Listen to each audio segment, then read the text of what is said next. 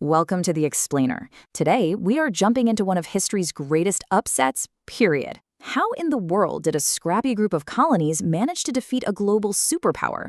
It's a real David versus Goliath story, and it's one that literally changed the world. I mean, just look at the matchup. It's almost unbelievable. In one corner, you've got the British Empire. This isn't just a country, it's a global superpower with the most dominant navy on the planet and a huge professional army that's seen it all. And in the other corner? Well, you've got the American colonies. We're talking local militias, pretty much zero navy, and an idea, a really radical idea that most of the world thought was crazy. So, you look at that and you just have to ask, right? How did they possibly win? Well, the answer isn't just about battles and strategy. It actually comes down to three core ideas, and these were identified by the leaders of the revolution themselves. These ideas were the real bedrock of their victory. Okay, so pillar number one, the absolute foundation of this whole thing, comes straight from the top, the commander of the Continental Army, George Washington.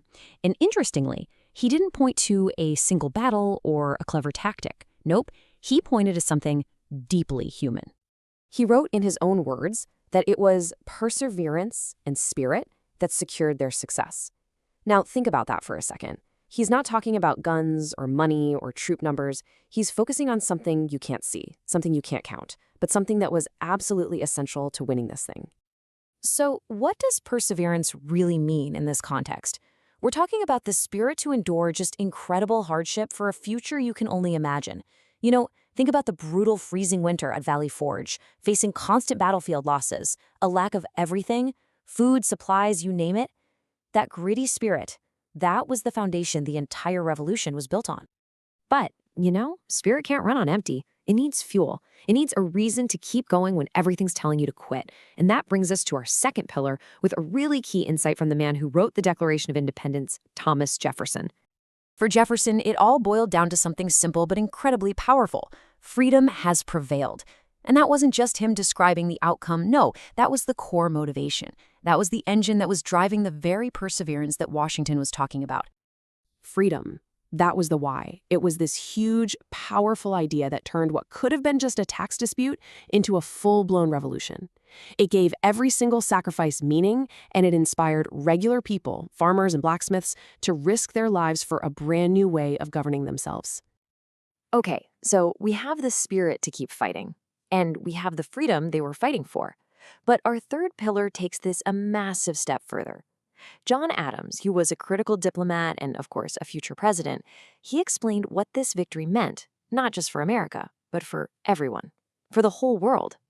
Adams didn't just see it as one army beating another. To him, something way bigger happened. He said, the cause of liberty triumphed. And this is such a brilliant shift in perspective.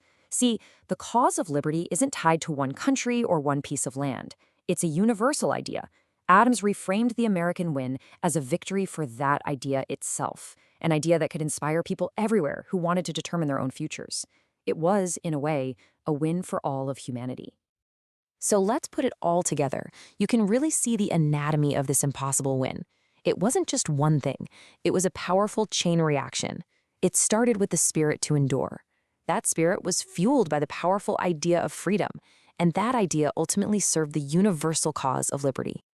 And when you combine those three pillars, that spirit, that idea of freedom, and that universal cause, well, you get a result that would echo through history and completely change the shape of the world to come.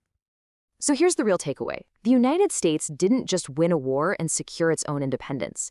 It did something much bigger. It changed the world by proving that a nation built on these ideals of liberty and self-governance could actually work. It could actually succeed.